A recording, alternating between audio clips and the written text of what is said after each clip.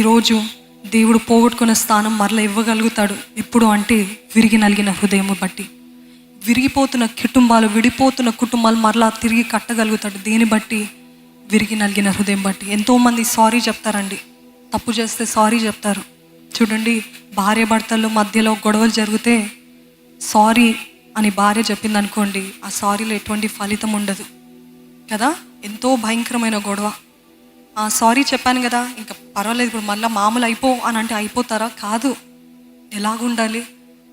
నిజంగా క్షమించండి, తప్పు చేశాను, నిజంగా I'm really sorry, I'm repentant, I will not do it, ఇంకెప్పుడు చేయనండి అని చెప్తే ఎంత డిఫరెన్స్ ఉంది, ఎంత ప్రత్యేకత ఉంది. అది నిజమైనది.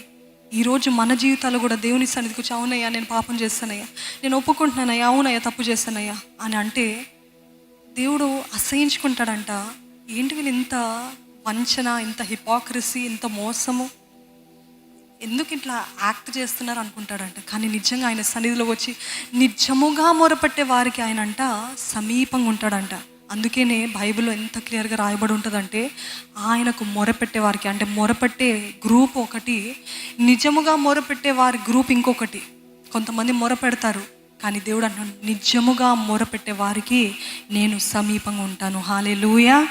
ఈరోజు మనం ఎటువంటి గుంపులో ఉన్నామండి? మొరపెట్టండి దేవుని సన్నిధిలో. అంటే చేతులు ఇలాగ కట్టుకొని, దేవా దేవా చేయమంటున్నారయ్యా ప్రార్థన, ఏం చేయాలో తెలియదయ్యా అని నామకార్థంగా చేస్తే, అసలు అట్లాంటి పరిస్థితుల్లో ఎంతో హ్యూమిలిటీతో చెప్తున్నానండి, తగ్గింపుతోటి, అట్లాంటి పరిస్థితుల్లో దేవుని సన్నిధికి రాకండి. నిజంగా దేవుడు మిమ్మల్ని దర్శించాలి, దేవుడిని నేను ఆరాధించాలంటే తగ్గింపుతో, దీనత్వంతో ఆయన సన్నిధికి వచ్చి, దేవా నీ ముఖము చూడటానికి, నీ పేరు పలకడానికి కూడా నాకు అర్హత లేదయ్యా, యోగ్యత లేదయ్యా. I'm not even worthy to utter your name, Lord. I'm that unworthy. I'm a sinner అని ఆ సుంకరి ప్రార్థన చేస్తాడు చూడండి. పరిసి ఏమో తలెత్తుకొని నిటారుగా నిలబడి, దేవా ఇన్నిసార్లు ఉపవాసం ఉన్నానయ్యా, ఇంతగా నీ వాక్యం తెలుసయ్యా. ఆయన ప్రార్థన అసలు కనీసం ఆ గడప దాటి కూడా బయటికి వెళ్ళలేదు. సుంకరి అంట దేవుని చూడటానికి కూడా నాకు అర్హత లేదు అని చెప్పి తల వంచుకొని మొరపెడుతూ వెక్కి వెక్కి ఏడుస్తూ, దేవా దేవా నీ పేరు పిలవడానికి కూడా నాకు అర్హత లేదు, నేను పాపిని అని రొమ్ము కొట్టుకుంటూ ఏడుస్తుంటే ఆయన ప్రార్థన వినపడిందంట. ఈరోజు మీ ప్రార్థన పరిసేయుడు ప్రార్థనలా ఉందా? సుంకరి ప్రార్థనలా ఉందా? పరిసేయుడు ప్రభునామము పెట్టుకొని ఉన్నానని గర్వించిన వ్యక్తి. సుంకరి అసలు నేను అన్యుడను, నేను దేవునికి విరుద్ధంగా జీవిస్తున్నాను, అయినను ఆయన ప్రార్థన ఆలకించబడింది. ఎందుకంటే బికాస్ ఆఫ్ హిస్ హార్ట్, ఆయన హృదయాన్ని బట్టి. ఈరోజు విడిపోయిన కుటుంబాలు మరలా కట్టబడాలా? విరిగి నలిగిన హృదయం. తగ్గించుకోండి, పర్వాలేదు, సారీ చెప్పండి, కాళ్ళపైన పడండి. మీ కుటుంబము విడిపోవడం ఇష్టమా? లేకపోతే కొద్ది నిమిషాలు కాళ్ళపైన పడితే నన్ను క్షమించండి అని భర్త దగ్గర మొరపెట్టడము, లేకపోతే భార్య దగ్గరికి వెళ్ళి ఐఎమ్ సారీ నేను మూర్ఖుడిగా ప్రవర్తించాలని చెప్పడము సులభమా? జీవితకాలం అంతా బాధతో ఉండే కంటే ఆ కొద్ది నిమిషాలు కొన్ని నిజంగా హృదయపూర్వకంగా నేను తప్పు చేశాను. ఏ కుటుంబము నిలబడుతుందంటే, ఎవరు ఆయన వాక్యం ఎంత ఖచ్చితమైనది, ఎంత నిజమైనదంటే, ఆయన చెప్తూ ఉంటాడు కదా, నిన్ను నువ్వు ఉపేక్షించుకో, నీ పక్కనున్న వారు నీకంటే ఘనులుగా ఎంచుతూ వారికి ఇవ్వదలుచుకున్న ఆనర్ని, ఘనతని వారికి ఇచ్చినట్లయితే ఆ కుటుంబం నిలబడుతుందంట. ఈరోజు భార్యలు, నేను నీతో సమానము, నువ్వు నన్ను ఎందుకు రెస్పెక్ట్ చేయట్లేదు, నువ్వు నన్ను ఎందుకు ఇలాగ చేయట్లేదు అని భార్యలో పోటాపోటీగా భర్తతోటి గొడవ పడేవారు ఉన్నారండి. తగ్గించుకోండి, దీనులుగా ఉండండి. భర్త యజమానుడా అని పిలిచిందండి సారా తన భర్తని, అబ్రహాంని. ఈరోజు దేవుని సన్నిధిలో నేనేం తక్కువ, కుటుంబంలో నేనేం తక్కువ, నా వాంఛ, నా ఇష్టము, నా స్వార్థము, నన్ను ఇట్లా అన్నారు, నన్ను అని అహము పొడుచుకొని వస్తే ఆ కుటుంబం నిలబడదు. Ask forgiveness, seek forgiveness. If you want your family to stand, seek forgiveness, say sorry. నిజమైన సారీ చెప్పండి, ఊరికే మాటకి చెప్పడం కాదు, కానీ నిజంగా మార్చుకోండి. మీలో ఇష్టం లేని కార్యాలు, క్రియలు, ప్రవర్తన ఏమైనా ఉందని మీ భర్తకు తెలియజేస్తున్నట్లయితే దయచేసి మార్చుకోండి. అదే రీతిగా భర్తలు ఇది ఇష్టం లేదంటే కనీసం ప్రయత్నించండి, కనీసం show that you care, show that you're doing something, put efforts. దేవుని సన్నిధిలో మన కుటుంబాలు నిలబడాలండి. కుటుంబ సమేతంగా మనం అందరం కూడా దేవుని ఆరాధించాలి. నేను నా ఇంటి వారు యెహోవాని సేవించెదము అన్న మాట వాగ్దానము ఇక్కడున్న ప్రతి ఒక్కరికి, లైవ్లో చూస్తున్న ప్రతి ఒక్కరికి నెరవేర్చబడును గాక.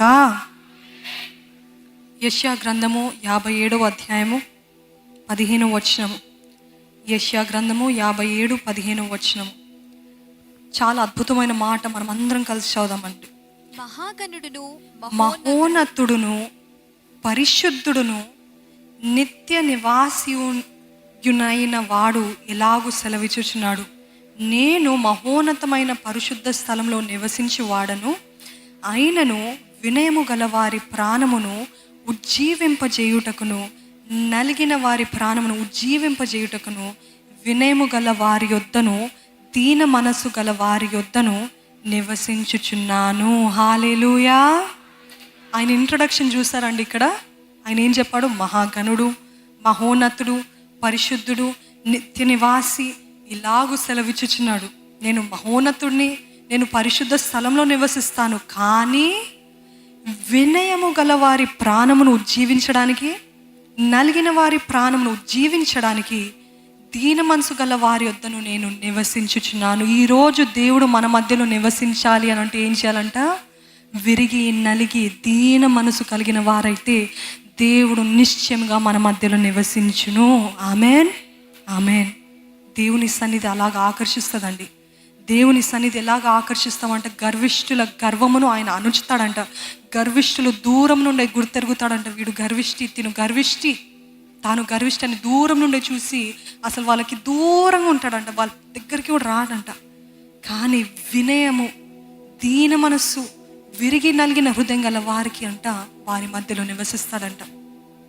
ఈ విరిగిపోవటము బైబిల్లో చూసినట్లయితే దావీదు బాగా అర్థం చేసుకున్నాడు, ఎలాగ విరగాలో, ఎలాగ విరిగి నలిగిన హృదయంతో దేవుని దగ్గరికి రావాలో. నిజంగా ఆయన బాగా అందుకని ఆయన పేరు, ఎంత పాపము చేసిన, ఎంత భయంకరమైన మర్డరర్ అయినప్పటికీ ఆయన దేవుని హృదయానుసారమైన మనిషి అని పిలువబడ్డాడు. ఎందుకు అని అంటే, because he learned the secret of having a broken and a contrite spirit.